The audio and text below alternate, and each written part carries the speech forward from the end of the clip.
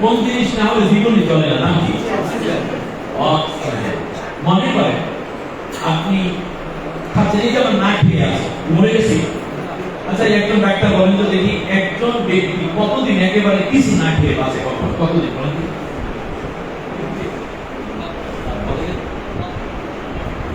মাত্র 72 ঘন্টা। 10 দিন। 10 দিন একেবারে কিছু না খেয়ে, বেশ ভালো। আচ্ছা অন্য কারণে মরলে আলাদা। পানি ছাড়া মানুষ কতক্ষণ বাঁচতে পারে বলেন দেখি? 2-3 দিন বাঁচে না? আচ্ছা খাবার ছাড়া বাঁচতে পারে 10 দিন। এই জন্য খাবার নেওয়াটার মধ্যে ঝামেলা বেশি। কোথায় ধান চাল উৎপাদন হবে সেইটা আনবে, রান্না বান্না করবে। আবার মাছ কিনে নিয়ে আসো, মাছ চাষ করে একজন, এখানে কাটো, ওইটা হলুদ মাখাও, মরিচ মাখাও, তেলের উপর বাঁধো, তেল আবার কিনে আনো, কত ঝামেলা দেখছেন আপনি।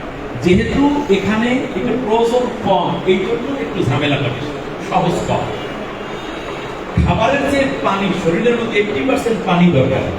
এই জন্য আল্লাহ রাব্বুল আলামিন পানির মধ্যে কোনো কাটা দেন নাই, পানির মধ্যে ঝাল লাগে না, পানির মধ্যে লবণ দেওয়া লাগে না, পানির মধ্যে মরিচ দেওয়া লাগে না, তেল দেওয়া লাগে না, পানি রান্না করে খাওয়া লাগে না, পানি ভেজে খাওয়া লাগে না, পানি কোরবা করে খাওয়া লাগে না। খেয়াল করেছেন কিনা? পানি ডক্টর করে খেয়ে। পানি এবং খাবার যত কঠিন, যত সহজ, তার চেয়ে বেশি সহজ হচ্ছে বাতাস নেওয়া। তার কারণ এটা বেশি প্রয়োজন। পানির মতো যদি বাতাস বোতলে ভরিয়া লইয়া চলা লাগে, আর যদি মনে করেন হঠাৎ কইরা জ্যামে বাতাস আটকাই গেছে, মানে গাড়ি আটকাই গেছে, বাতাস নিতে নিতে বাসায় পৌঁছে দিয়ে এখন 1 ঘন্টা বাকি, আপনি 5 ঘন্টার বাতাস নিয়ে রওনা করেন, মাঝখানে মোটামুটি টুল্লু খালাস, ঠিকই না? তাহলে বোঝা যায় বাতাসকে আল্লাহ তাআলা এমন ইজি করেছে যে এটা পানির মতো বোতলেও ভরার দরকার নেই, এটা হাতে নিয়েও চলার দরকার নেই, দেখারও দরকার নাই, তোর টেনশন কিছু নাই। আমি না দিছি কখন আসবে কখন যাবে তুই দেখবিও না, কারণ এইটা তোর জন্য সবচেয়ে বেশি প্রয়োজন। এই জন্য আমি আল্লাহ এটাকে সবচেয়ে বেশি সহজ করেছি। আল্লাহ সুন্নতটা আপনারা দেখেছেন, যেটা বেশি প্রয়োজন আল্লাহ সেটাকে বেশি কি করেছেন? সহজ করেছেন। আমরা কি করি?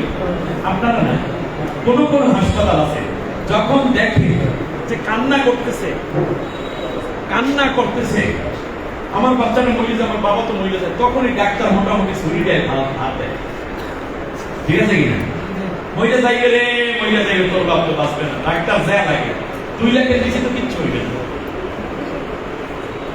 রিক্সাওয়ালাও তখন ছুরিতে ধার দেয়, না এই রাত্রে আমি তো যাবো না, কষ্ট, বাবা ভাড়া কত? 100, কতদিন হইবে? 500 নিচে না হইলে এই রাত্রে এখন ঘুমাবো ভাই, সারাদিন চুরি করছে, অথচ সারা রাত্রি মারবে।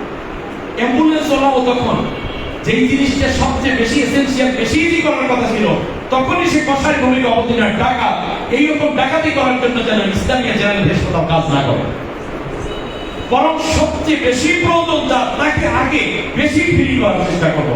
যদি হয় তাহলে ইসলামিয়া জেনারেল হাসপাতাল কিয়ামতের দিন আপনার এই চাকরি, আপনার এই আয়োজন, আপনার এই সব নাজাতে বসতে হয়ে যাবে। মানুষের কষ্টের জায়গায় যদি আমরা না দাঁড়াতে পারি, তাহলে আমার কি লাভ আছে আমার মানব জীবনে? ইরহামু মান ফিল আরদি ইয়ারহামকুম মান ফিস সামাই। দুনিয়াবাসীর প্রতি দয়া করো, আসমানবাসী তোমার প্রতি দয়া করবে। খায়রুন নাস মান ইয়ানফাউন নাস। ওই ব্যক্তি সেরা যে অন্যকে উপকারে নিজেকে লিপ্ত রাখে। সুবহানাল্লাহ। আমি বিশ্বাস করি সেই সেবার মানসিকতা নিয়েই ইসলামিয়া জেনারেল হাসপাতাল কাজ করে যাচ্ছে। ইতিমধ্যে আপনাদের সিও সাহেবের সাথে চেয়ারম্যান সাহেব তো আমাকে চট্ট মায়া করে, তার চিন্তা চেতনা এত সুন্দর। আল্লাহ তাআলা সবাইকে হায়াতে তাইয়্যিবা, সেহাতে কুল্লিয়া এবং বারাকা দান করুন বলে আমি যে কথা আমি বলছি। এবং এই আয়োজনে আপনারাই সবচেয়ে বিশ্বস্ত সাথে, মূলত কাজ তো আপনারাই করেন, তারা তো পরিকল্পনা এবং চিন্তা করে, বাস্তবায়ন আপনাদের হাত ধরে। তাহলে সবচেয়ে বেশি প্রয়োজন যেটা আল্লাহ সেটা তত বেশি ফ্রি করেছেন, তত বেশি ইজি করেছেন। একটা মানুষ বাতাস ছাড়া কতক্ষণ বাঁচে? 1 মিনিট বাঁচে না, 1 মিনিট বাঁচে, 60 সেকেন্ড বাঁচতে পারে, কেউ হয়তো 2 মিনিটও বাঁচে, 3 মিনিটও বাঁচতে পারে। একজন মানুষ বাতাস ছাড়া, আবার বলি, একজন মানুষ বাতাস ছাড়া 1 মিনিট বাঁচতে পারে, কিন্তু একজন মানুষ কোরআনের জ্ঞান ছাড়া এক সেকেন্ডও ইমানের উপরে বাঁচতে পারে না বিধায় আল্লাহ তাআলা বাতাসকে সহজ করেছি বলেন নাই, পানিকে সহজ করেছি বলেন নাই, ভূমকে সহজ করেছি বলেন নাই, কোরআনকে সহজ করেছি বলেছেন। তার কারণ হলো ওই বাতাস নেওয়া যত সহজ, আল্লাহর কোরআন গ্রহণ করা তার চেয়েও বেশি সহজ। যেহেতু কোরআনের জ্ঞান ছাড়া এক সেকেন্ডও বাঁচা যায় না। এজন্য আপনি খেয়াল করেছেন, একটা অক্ষর না পড়া মানুষ জিবরিল আলাইহিস সালাম কোলাকুলি করলেন আর আস্তে করে তিনি গড়গড় করে কোরআন তেলাওয়াত শুরু করে দিলেন। এর মানে হচ্ছে শেয়ারের দিলেন, অথবা ব্লুটুথ দিলেন, অথবা হোয়াটসঅ্যাপে পাঠাই দিলেন, অথবা মেসেঞ্জারে পাঠাই দিলেন, জাস্ট সেই রকম একটা জিনিস যে কিন্তু পারেন না, কোনো অসুবিধা নেই, এখান থেকে ওখানে পাঠাইতেছে, ওখানে জারি হয়ে গেছে। কেউ যদি বলে কোরআন কঠিন, কোরআন বোঝা মুশকিল, কোরআন সহজ নয়, সে আল্লাহ রাব্বুল আলামিনের বিরুদ্ধে যুদ্ধ ঘোষণা করেছে, 18 আয়াতের বিরুদ্ধে করেছে। এ ব্যক্তি ইমানদার হতে পারে না। আল্লাহ বলছেন সহজ, আপনি বলছেন কঠিন, তাহলে আপনি মূলত আল্লাহর কথাই মানেন না। এখন কিভাবে সহজ, এটা বোঝার জন্যই মূলত ক্লাসে আসা দরকার। শেখাও সহজ, শেখানো সহজ, আলহামদুলিল্লাহ। এখন গুরুত্বটা কোথায়? প্রথমে বললাম নামাজ, নামাজের মধ্যে, তাই না? এখন আমরা অনেকে নামাজ পড়ি কিন্তু কোরআন পারি না, এরকম অনেক নামাজি আছে না? নাই? চোখ বন্ধ করে একটা কথা লিখে রাখেন, চোখ বন্ধ করে একটা কথা লিখে রাখেন। যদি কোনো ব্যক্তি নামাজ পড়ে কিন্তু কোরআন পড়তে পারেন না, এই ব্যক্তির নামাজ হয় না। 30 বছর ধরে নামাজ পড়ুন, 20 বছর ধরে নামাজ পড়ুন, 50 বছর ধরে নামাজ পড়ুন, ওনার নামাজ হয় না। তার কারণ নামাজের মধ্যে তেলাওয়াত করা কি? কথা না বলতে হবে, তেলাওয়াত করা কি ফরজ, আর সেই তেলাওয়াত শুদ্ধ না হলে নামাজ হবে না। এখন আপনারা বলতে পারেন যে কি কন্যা না পারে, আমার দাদায় নামাজ পড়ছে, চোখের পানি দিয়ে বুক বসে গেছে, আপনি তো নামাজ হবে না। আমি বলছি কেন শুনেন, আপনি যে নামাজের তেলাওয়াত ঠিক, তার একটা টেস্টার আমি দিচ্ছি আপনাকে, একটা টেস্টের একটা শুধু উপাদান হাতে তুলে দিচ্ছি আমি। মনে করেন আজকে মাগরিবের নামাজে ইমাম সাহেব আসতে পারেন, এইভাবে গায়ে জ্বর উঠেছে, অথবা তার মেয়ের বিয়ে, অথবা শ্বশুর বাড়ি বেড়াতে গেছে, এরকম ঘটনা ঘটে না? মাগরিব, এশা অথবা ফজর, বলেন তো দেখি কোন কোন অর্থ বলেছি? মাগরিব, এশা এবং এই সময় ইমাম সাহেব কেমনে তেলাওয়াত করে? আস্তে আস্তে না জোরে? জোরে। মুসল্লিরা আছে বাইরে পিছনে 10, 12, 15, 20 জন, এমন সময় ইমাম সাহেব আসবে না শুনেছেন। আপনি যদি সাহস করে মাগরিবের নামাজটা হোক না সূরা আল-হামদের সাথে সূরা ফিল, অথবা সূরা মাউদ, কুরাইশ, অথবা লাহাব, ইজাজা, ইখলাস, ফালাক, নাস, যেটা দিয়েই পড়েন, 2 রাকাত নামাজ তো জেহেরি তেলাওয়াত করতে হয় নাকি? আপনি যদি দাঁড়াইয়া তেলাওয়াত কইরা ওই 3 রাকাত নামাজ, অথবা এশা নামাজের 4 রাকাত ফরজ, অথবা ফজরের 2 রাকাত তুমি সাহস করে পড়াই দিতে পারেন, এবং সব মুসল্লিরা যদি বলে ইমাম সাহেব নাই, অসুবিধা নেই, হাজী সাহেব যেই নামাজ পড়াইছে পিছনে কিন্তু নুরানি মাদ্রাসার ছাত্র থাকবে, আবার 2-1 হাফেজও থাকবে, আমার মতো হুজুরও থাকবে, সবাই যদি বলে যে নাই, সভাপতি সাহেব যেই নামাজ পড়াইছে, হাজী সাহেব যেই নামাজ পড়াইছে, পীর সাহেব মানে মুরিদ সাহেব যেই নামাজ পড়াইছে, নামাজ হয়ে গেছে, যদি এই কথা বলে তাহলে আপনার নামাজ ঠিক আছে। যদি এই সাহস করে আপনি না দাঁড়াইতে পারেন তাহলে আপনার এই 30 বছরের নামাজ বরবাদ। আমি কথা বোঝাতে পেরেছি? তাহলে এই এতটুকু কনফার্মেশন, এতটুকু কনফিডেন্ট আপনার ভিতরে থাকতে হবে যে আমি যা পড়ি এটা শুদ্ধ। অতএব আপনি শুদ্ধ যে হয়েছে তার প্রমাণ অন্তে যেন বলে যে ওনারটা শুদ্ধ আছে। এক। দ্বিতীয় হচ্ছে কোরআন তো সহজ, এই পর্যন্ত গেল। দ্বিতীয় হচ্ছে সবচেয়ে বড় কঠিন বিষয় হচ্ছে যারা কোরআন পড়ে না, আল্লাহ তাআলা কোরআনের মধ্যেই বলে দিয়েছেন এই মানুষগুলো সব শয়তানের অনুসারী হয়ে গেছে।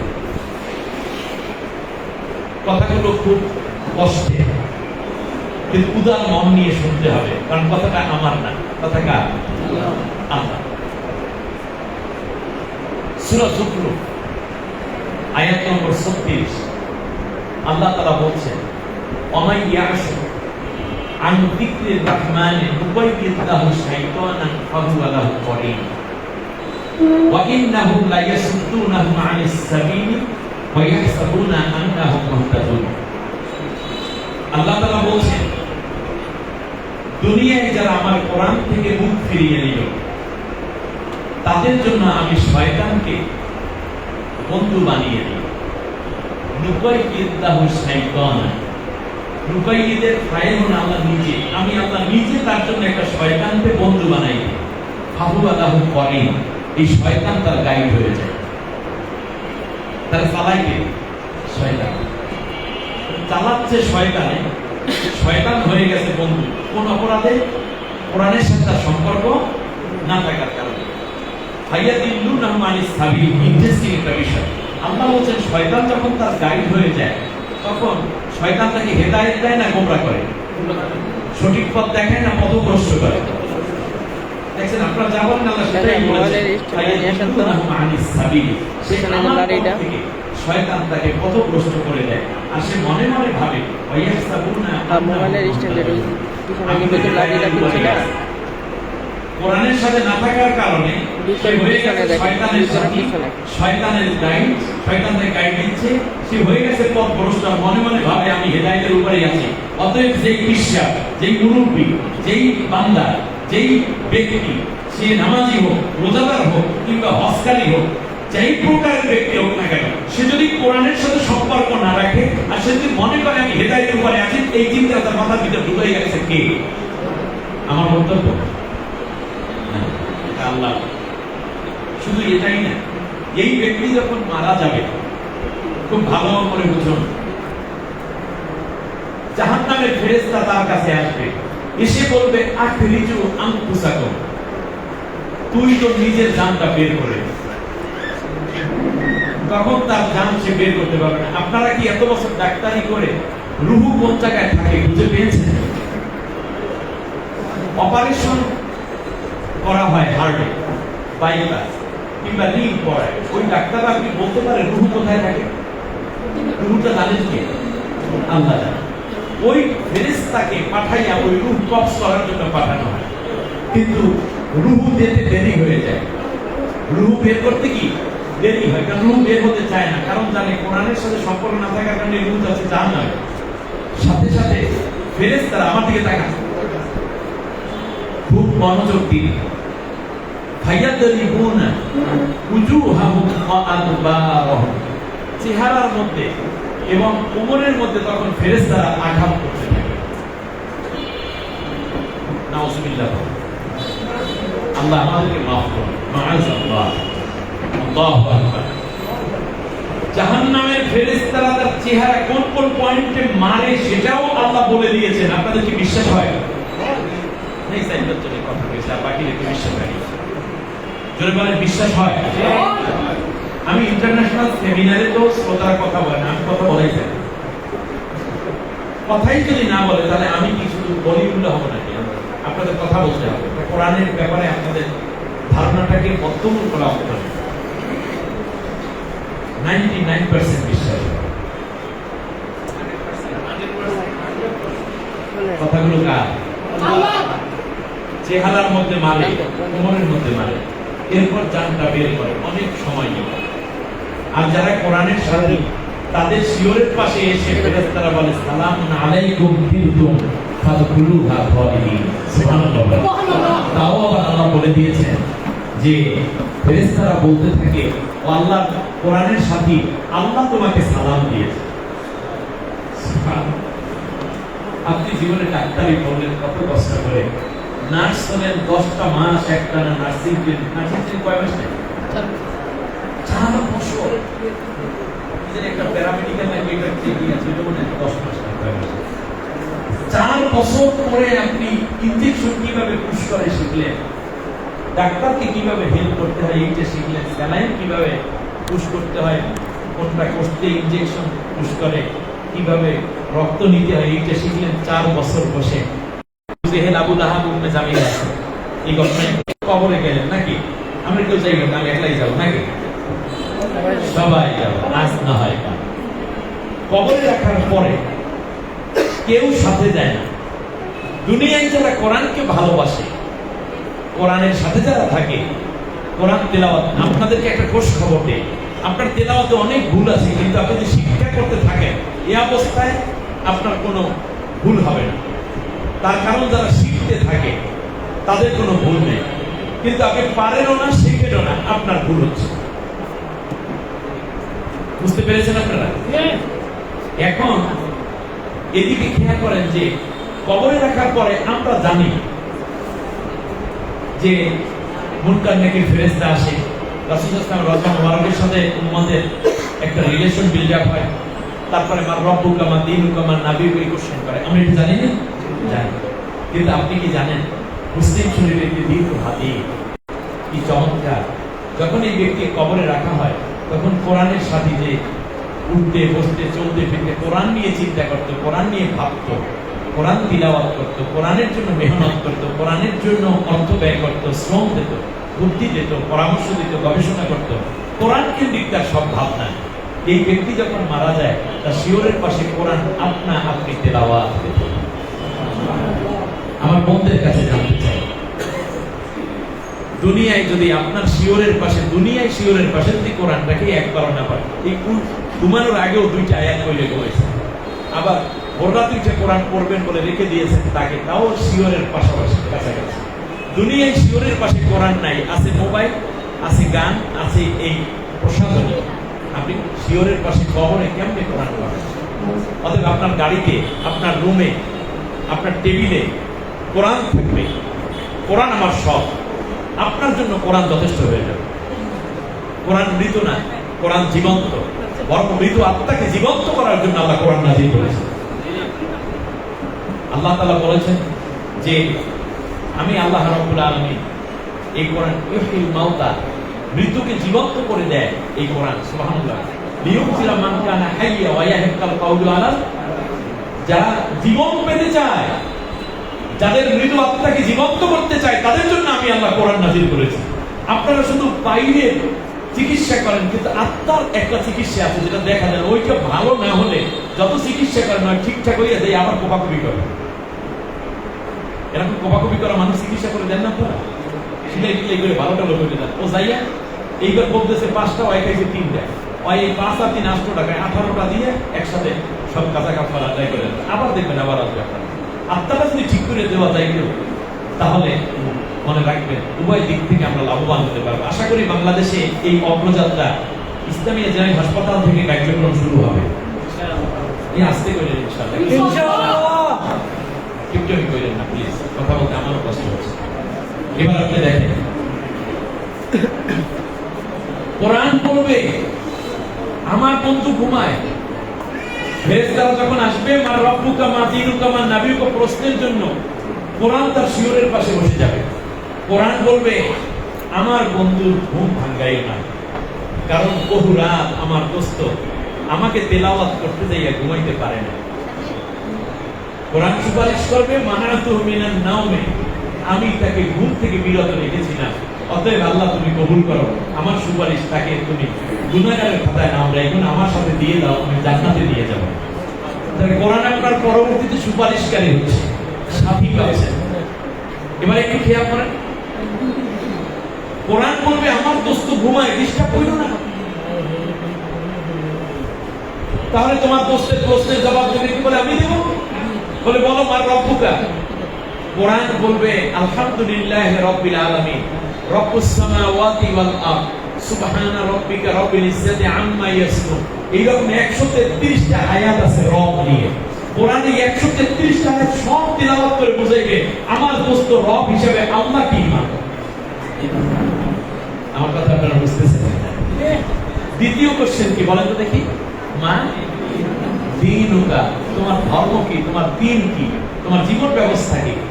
কোরআন বলবে ইন্না দ্বীনা ইনদাল্লাহিল ইসলাম, ওয়া মান ইয়াবতাগি গায়রাল ইসলামি দীনান ফালা ইউকবালা মিনহু ওয়া হুয়া ফিল আখিরাতি মিনাল খাসিরিন। এই দ্বীন নিয়ে আল্লাহ 11টা কথা বলেছেন, সব আয়াত তেলাওয়াত করে শোনাই দেবেন। ফেরেশতারা বলবে মাশাআল্লাহ।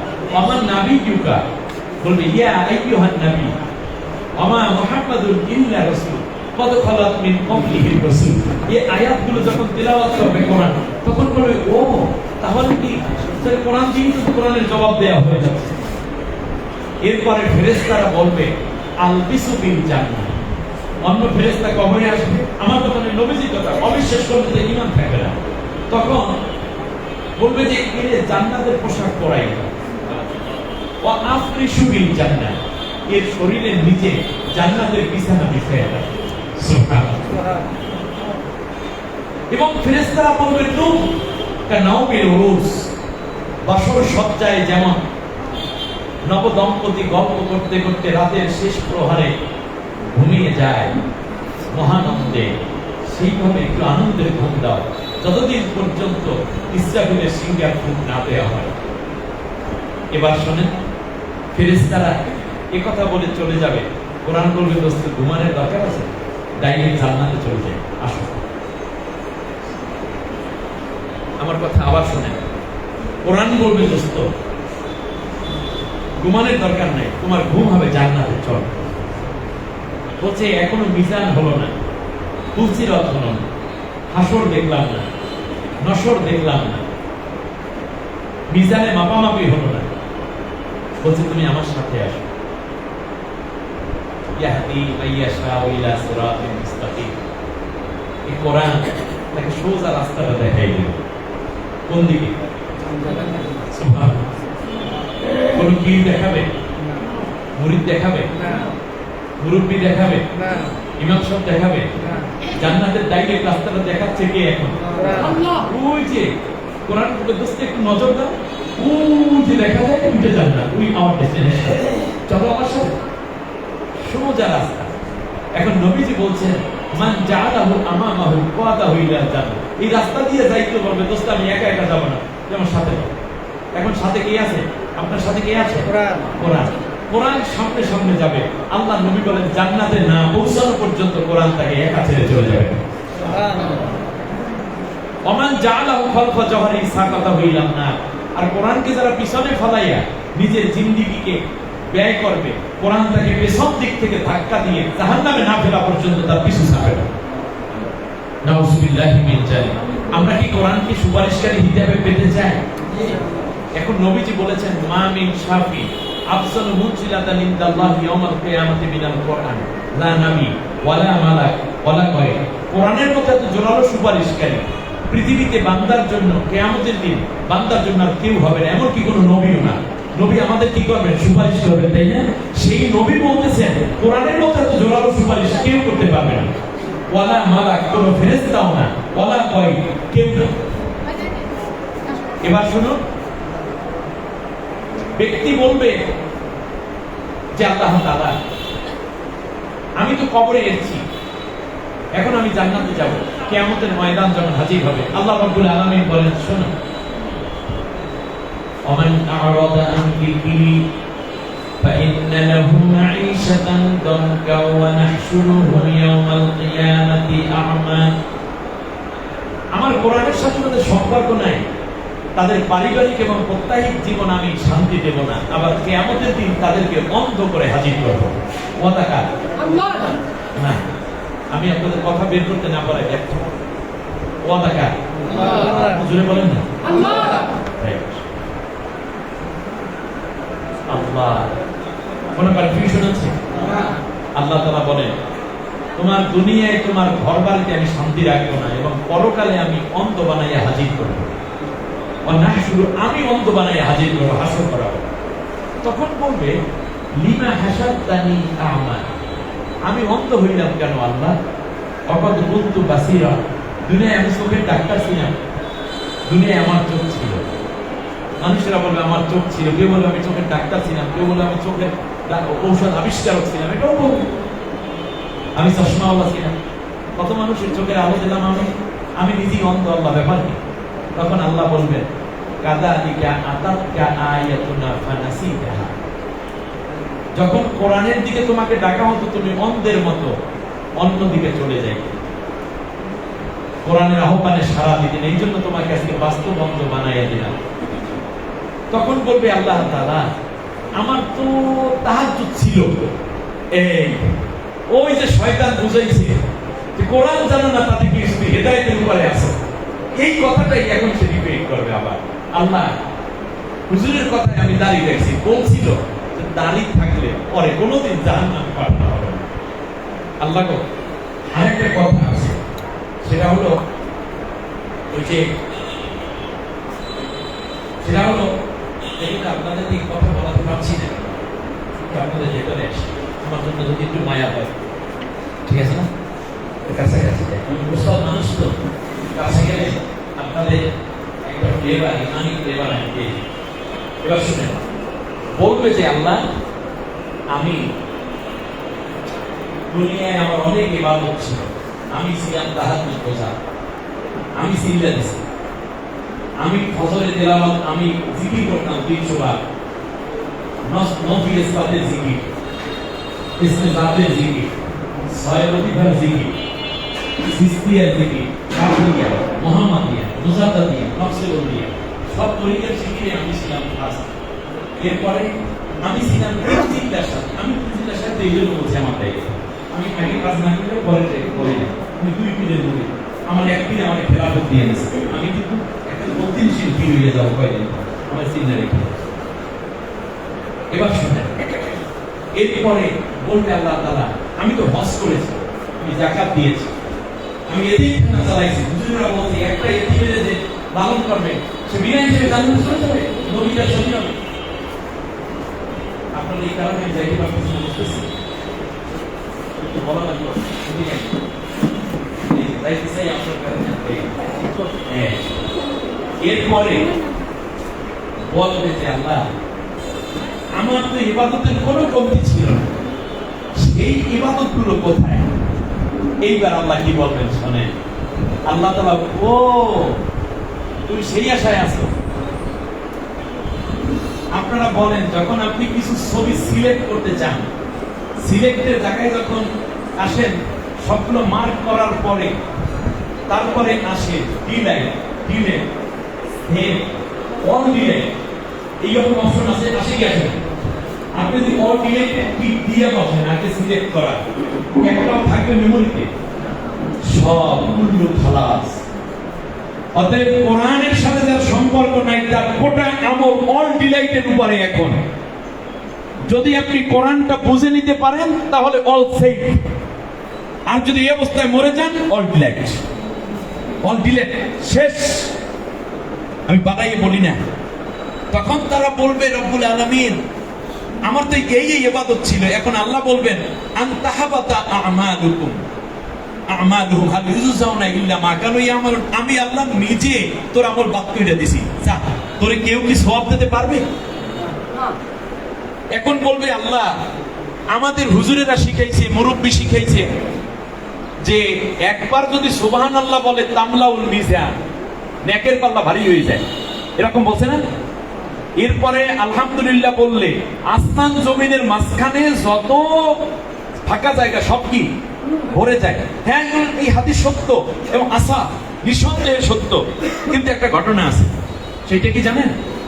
তা হচ্ছে, যদি কোনো ব্যক্তি কোরআন না পড়ে তাহলে তার এই কোনো ইবাদত আল্লাহ কবুল করেন না। আমার কথা আপনি বুঝতে পারছেন? সব আমার কথা বলেছি, আল্লাহ তাআলা কবুল করেন, আমিন।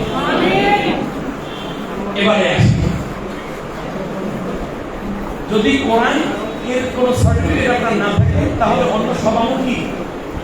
এখন আল্লাহ বলবেন, সূরার নাম সূরা কাহাফ, আয়াত নম্বর 105, ফালা নুকিমু লাহু ইয়াওমাল কিয়ামাতি ওয়াজনা।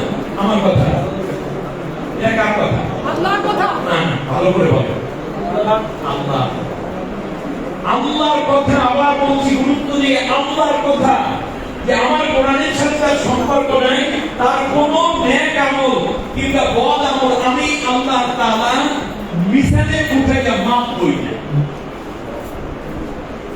আপনারা আমার কথাটা বুঝতে, ফালা নুকিমু লাহু, আমি মাপামাপি করব না, ইয়াউমাল কিয়ামাতে ওয়াজনা, তার কোন আমল না। ওয়াজনা মানে হলো দাড়িপাল্লা, দাড়িপাল্লার উপরে উঠাইয়া মাপামাপি করব না। অ্যাটলিস্ট ওই বান্দাটা বিনা হিসেবে জাহান্নামে যাচ্ছে। আমার কথা আপনারা বুঝতে পেরেছেন? ব্যাস, এখন ওই মানুষগুলোকে আল্লাহ কিভাবে জাহান্নামে নেবে সেই কথা আল্লাহ তাআলা অন্য আয়াতে আবার বলছেন ইয়াউমা নাহশুরুহুম আলা উজুহিহিম উমিয়া ওয়া বুকমা ওয়া সুম্মা। কতগুলো আয়াত তেলাওয়াত করেছি, খেয়াল করেন। আমি আল্লাহ গলা থেকে নিয়ে পায়ের পাতা পর্যন্ত তার প্যারালাইজ করে দেব। এটা শুধু পুরুষের কারণে, মহিলা কোনো প্যারালাইজ হবে না। আপনারা ওই অন্য ভরসা বিষয় আল্লাহ তার ফাজালে দিয়ে আল্লাহ তার রসুলকে দিয়ে গেলেন আল্লাহ গায়ে দিয়ে। হ্যাঁ, রসুলের তার খাজা ভাইয়া দিয়ে আছে আজকে রেখে ফিরে রাখা জীবনের কত ঘন্টামি কথা। আস্তাগফিরুল্লাহ আলাইহি মানে অনমুড়ি দাও আর সবাই বেঁচে চলে যাও। আর আল্লাহ বলছেন যে আমি আল্লাহ বলছি তোমরা শোনো, সেটা হচ্ছে মুখের উপর ভর দিয়ে দিয়ে জাহান্নাম পর্যন্ত যেতে আমি বাধ্য করবো। তখন তাদের মুখ বন্ধ হয়ে যাবে, চোখ বন্ধ হয়ে যাবে, প্যারালাইজড হয়ে যাবে তারা। সেই দিন কত বুজুর্গ, কত হাজি, কত গাজী, কত অফিসার, কত ইন্ডাস্ট্রিজের মালিক, কত ধনাঢ্য শিল্পপতি, কত এমপি মন্ত্রী এইভাবে মুখের উপর ভর দিয়ে জাহান্নামে যেতে বাধ্য হবে। আল্লাহ আমাদেরকে মাফ করুন। আপনারা কি ওই অবস্থা শিকার করতে চান? এখন জাহান্নামের কিনার পর্যন্ত যখন যাবে তখন জিজ্ঞেস করবে আলাম ইয়াতিকুম রাসূল, এই বদমাইশগুলা, ফেরেশতারা বদমাইশ করবে কিনা জানেন আমি আর চেষ্টা করছি। ধমক দিয়ে বলবে আলাম ইয়াতিকুম রাসূল, তোমাদের কাছে কি এমন কেউ যায় নাই, একটা দাওয়াত দিয়েও কেউ যায় নাই যে কোরআন পড়া ফরজ, এ কথা কেউ বলে না? কোরআন না পড়লে তোমার এই ক্ষতি হবে, এ কথা কেউ বলে না? তখন বলবে কলু বালা, হ্যাঁ বলছিল তো, আমাদের সিও সাহেব কি সুন্দর আয়োজন করছিল, না আমরা মনে করছি সব কথা শোনার দরকার আছে, আমরা ডিউটি করি বেতন কোরআন পড়া লাগবে, কিন্তু চাকরির সময় বলেনি, সেটা বললে বললাম না বললে না বললাম। অনেক নেকি করেছে, বহুত ফায়দা হয়েছে। আল্লাহ একটা সব ফায়দা পাবে, কোরআনের চেয়ে বড় ফায়দা আর নাই। তারপরে আল্লাহ তো অনেক ইবাদত করছি, কত রাতে কাঁদতে কাঁদতে বসে থাকতে তুমি দেখছো হুজুররা বলছে এই রকম ইবাদত করলে সব গুনাহ মাফ, এই জন্য বেশি কাঁদছি আমরা। অন্য নামাজ না পড়লেও কতটা ঠিক কদর হয়েছে কোন কারণে? কদরের কারণে না কোরআনের কারণে? জামাই খবর নাই, খালি একসাথে হাত দিয়ে বিষয় বিষয় কোনটা বলা গিয়েছে।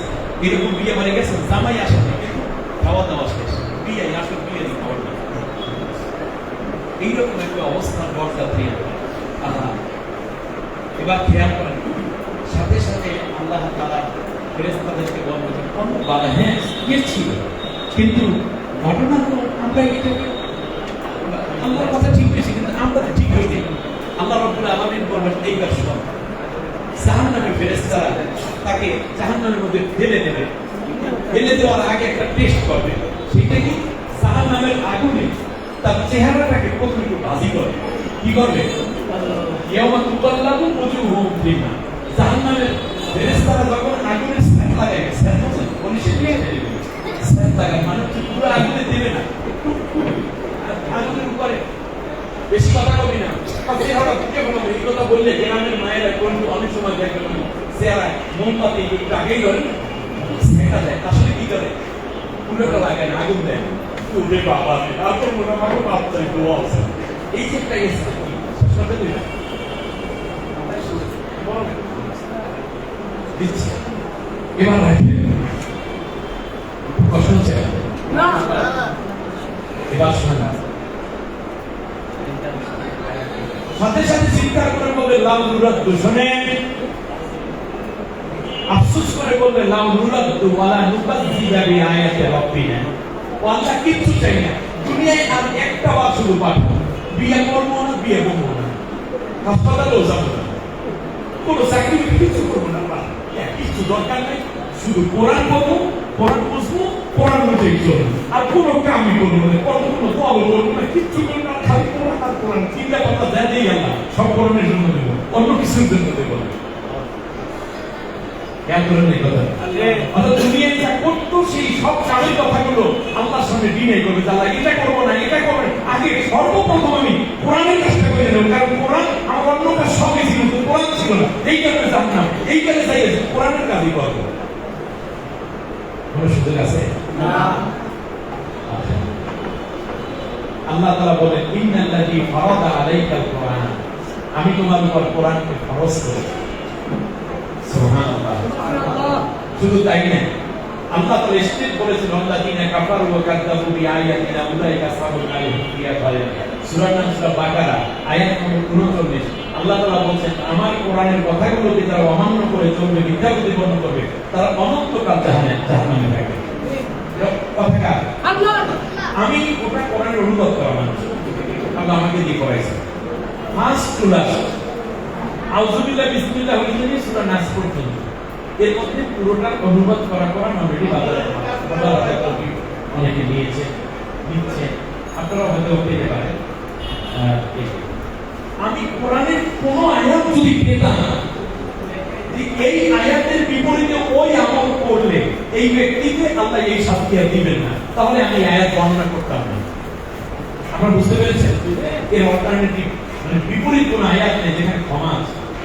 শুধু তাই না, রাসূল সাল্লাল্লাহু আলাইহি ওয়াসাল্লাম কিয়ামতের ময়দানে নবী নিজে মামলা করবেন। আমার দিকে তাকান, মনোযোগ দিন। সূরার নাম সূরা ফুরকান, আয়াত নম্বর 30। ওয়াকালা রাসূল ইয়া রাব্বি ইন্না কওমি ইত্তাখাযু হাযাল কুরআনা মাহজুরা। নবী দাঁড়াবেন, উম্মত এইভাবে যাবে, এই নারী উম্মত যাবে, এই পুরুষ উম্মত যাবে, আল্লাহ নবী দাঁড়িয়ে থাকবেন আল্লাহর সামনে বিনয়ের সাথে। নবীর চোখের সামনে দিয়ে উম্মত যখন যাবে, কোরআন তারা পড়ে নাই, আল্লাহ ডাকিয়ে বলে আল্লাহ এটা আমার উম্মত, ও তো আমার উম্মত না। কারণ সে দুনিয়ায় কোরআন পড়ে নাই, কোরআনকে সে অপায়া মনে করেছে, কোরআনকে তুচ্ছ করেছে। সে মনে করেছে আমার পিএইচডি করা দরকার, আমার এমবিবিএস পড়া দরকার, আমার ডক্টরেট করা দরকার, আমার বাড়ি দরকার, আমার গাড়ি দরকার, এগুলো দরকার, অবশ্যই আমারও দরকার, আপনারও দরকার।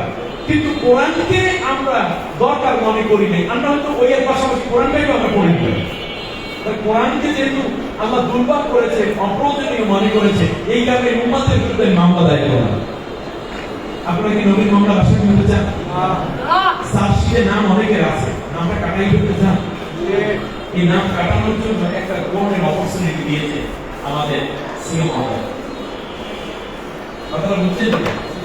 আসেন না, কোরআনের একটা ক্লাসে 1 ঘন্টায় প্রতিদিন বসে কখনো নবীর মামলার আসামি থেকে নামটা কাটাইছে। আসেন, ভালো যাবে ইনশাআল্লাহ। শুধু নবী মামলা করবে এটাই না, কোরআন যেমন সুপারিশ করবে, কোরআন আবার মামলাও করবে। একটা হাদিস শুনেন, ইয়াকুলুল কোরআন ইয়া রাব্বাল আলামিন ইন্না আবদাকা হাদা ইত্তাখাদানি মাহজুরা ফাকুদি বাইনি ওয়া বাইনাহু। মুসলিম শরীফের সহিহ মুসলিমের হাদিস। আল্লাহ নবী সাল্লাল্লাহু আলাইহি ওয়াসাল্লাম বলেন, কোরআন বলবে আল্লাহ এই তোমার সেই বান্দা যে দুনিয়ায় অনেক কিতাবে তালিম, অনেক কিতাবে স্টাডি করত, পত্রিকা পড়ত, জীবন অনেক কিছু লেখাপড়া করেছে, কিন্তু আমাকে ধরে নাই, আমাকে পড়ে নাই, আমাকে বোঝে নাই, আমাকে খোঁজে নাই। এই ব্যক্তির বিরুদ্ধে মামলা করলাম। এখন কোরআন বলবে ফাকদি বাইনি ওয়া বাইনাহু, তার এবং আমার মাঝে তুমি আজকে বিচার ফয়সালা করে দাও। আমার কথা আপনাদের বুঝে আসছে? এখনই বিচার করে দাও। আর আল্লাহ তাআলা বলেন ওরে কোনোদিন জান্নাতে আর দেবা না। ওয়ালা ইয়াদখুলুনাল জান্নাতা হাত্তা ইয়ালিজাল জামালু ফিস সামিল খিয়াত।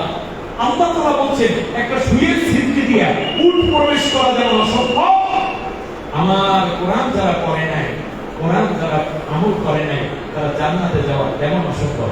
এটা আমাদের জিজ্ঞেস করি, কিন্তু সুবিধার সাথে সম্ভব বেশি। আচ্ছা বলেন দেখি, সুইয়ের ছিদ্র দিয়ে কি উট প্রবেশ করতে পারে?